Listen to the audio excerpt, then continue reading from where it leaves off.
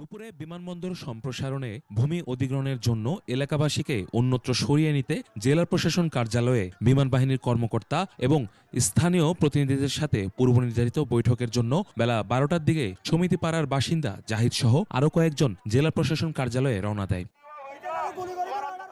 এ সময় তাদের বহনকারী গাড়িটি ডায়াবেটিক পয়েন্টে বিমান বাহিনীর চেকপোস্টে থামানো হয়। এক পর্যায়ে বিমান বাহিনীর সদস্য ও জাহেদ তর্কে জড়ায়। পরে এলাকাবাসী জড়ো হয়ে সংঘর্ষে জড়ায়। বিমান বাহিনীর নির্মাণাধীন ঘাঁটি ও সদস্যদের ওপর ইটপাটকেল নিক্ষেপ শুরু করে। এক পর্যায়ে বিমান বাহিনীর সদস্যরা এলাকাবাসীকে ছত্রভঙ্গ করতে ফাঁকা গুলি করে। এতে অন্তত ১০ থেকে ১৫ জন গুলিবিদ্ধ হয়। তারা ধীরে ধীরে মানুষের জনবসতিগুলো দখল করে নিজেদের ঘাঁটি বানাচ্ছে। আজকে সাধারণ মানুষ রাস্তা দিয়ে চলাচল করার সময় এলাকার কিছু ছেলেপিলেকে তারা ধরে নিয়ে নিজেদের মধ্যে নিয়ে গেছে।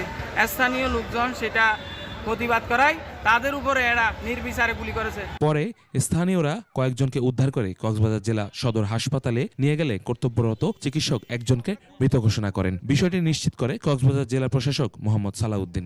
এটা জবাব তুমি মানিয়ে দিতে হবে, কেন দেশের নাগরিককে হত্যা করে।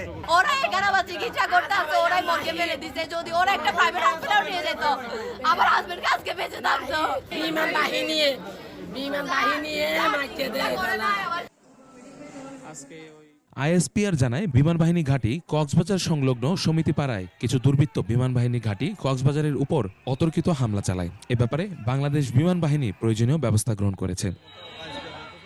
নিহত শিহাব কবির নাহিদ এলাকার নাসির উদ্দিনের ছেলে। তিনি পেশায় একজন ব্যবসায়ী।